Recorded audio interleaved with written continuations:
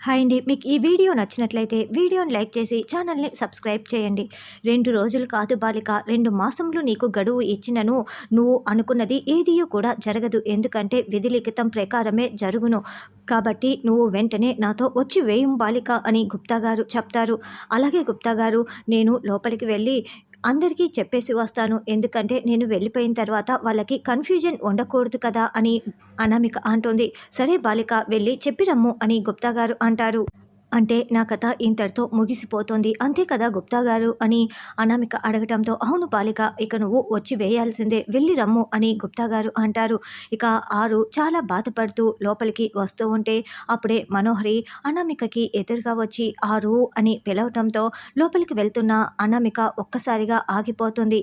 అయితే మళ్ళీ ఏమీ తెలియనట్లు గాల్లో చూసుకుంటూ ఉంటుంది. చూడు అనామిక, నువ్వు ఆరువని నాకు ఎప్పుడో తెలుసు. కాకపోతే నీ నుంచి తప్పించుకోవటానికి ఏమీ తెలియనట్లు ఎన్ని రోజులు నటించాను.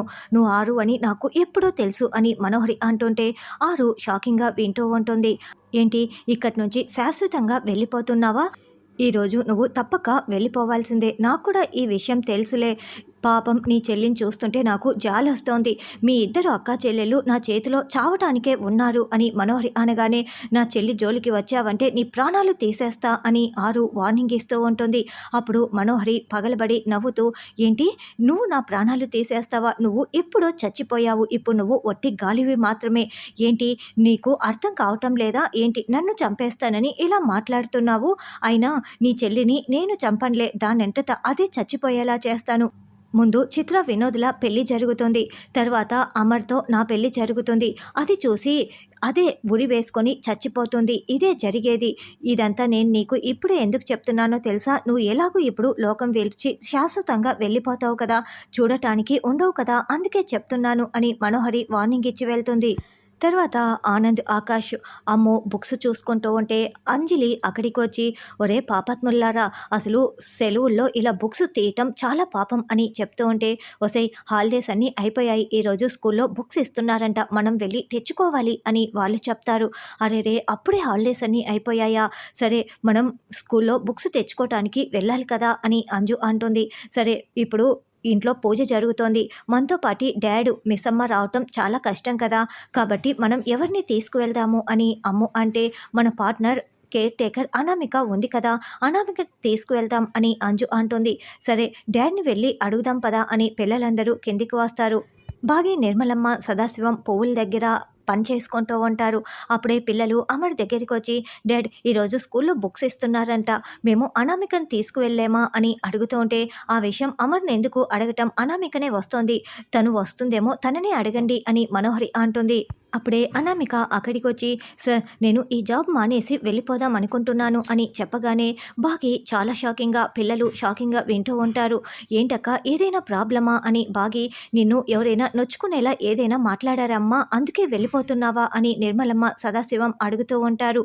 లేదు, నాకు వేరే పెద్ద జాబ్ వచ్చింది, అందుకే ఇది మానేసి వెళ్ళిపోదాం అనుకుంటున్నాను అని అనామిక అంటుంది. అదేంటి అనామిక, మమ్మల్ని వదిలి వెళ్ళిపోకు అని పిల్లలు, అదేంటక్క, నీకు జాబ్ వచ్చిందన్న సంగతి ఇంకా నాకెందుకు చెప్పలేదు, అయినా ఇప్పుడు నువ్వు ఎక్కడుంటావక్క ఆ జాబ్ చేస్తూ అని బాగి ప్రశ్నిస్తూ ఉంటుంది. జాబ్ నాకు ఇంత త్వరగా వస్తుందని, మధ్యలోనే వెళ్ళిపోవాల్సి వస్తుందని నాకు తెలీదు బాగి. ఒకవేళ నో చెప్పే ఆప్షన్ ఉండి ఉంటే నేను నో చెప్పేసి ఇక్కడే ఉండిపోయేదాన్ని. ఇప్పుడు నాకు ఆ ఆప్షన్ కూడా లేదు. ఇప్పుడు నేను ఖచ్చితంగా వెళ్ళి తీరాల్సిందే.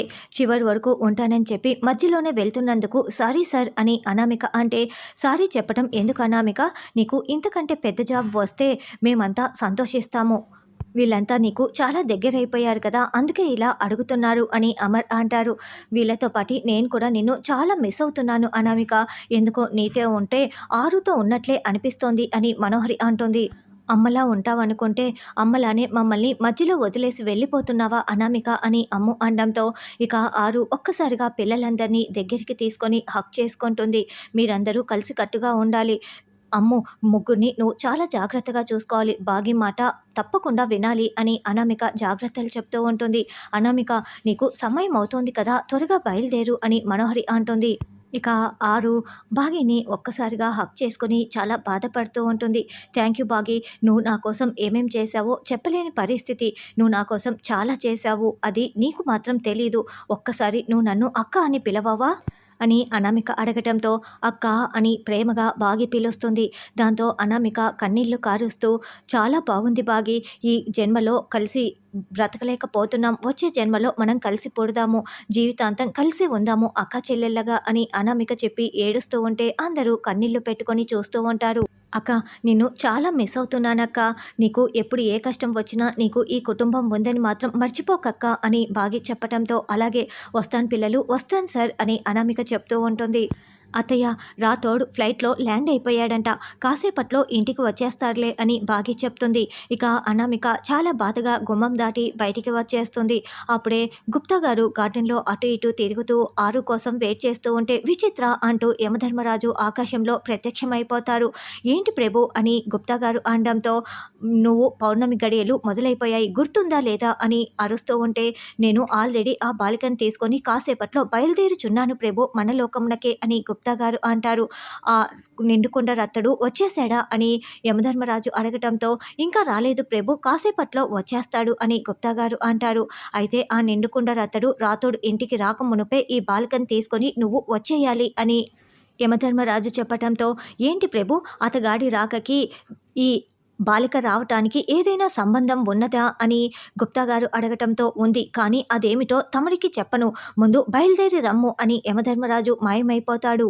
ప్రభువులు ఎందుకింత కంగారు పడుచున్నాడు అని గుప్తా గారు అనుకుంటూ ఉంటారు. అనామిక బయటికి రాగానే మనోహరి పరిగెత్తుకుంటూ ఆరు దగ్గరికి వచ్చి, అనామిక ఆగు అంటూ ఒక్కసారిగా గట్టిగా హక్ చేసుకొని, చూడు నీది ముగిసిపోయిన కథ ఆరు, ఇంకేమీ ఆలోచించకు, శాశ్వతంగా ఇక్కడి నుంచి వెళ్ళిపో, నాతో అమర్ పెళ్లి జరుగుతున్నప్పుడు పైనుంచి మాత్రమే ఆశీర్వదించు అని బుగ్గన ముద్దు పెట్టి సంతోషంగా లోపలికి వెళ్తుంది.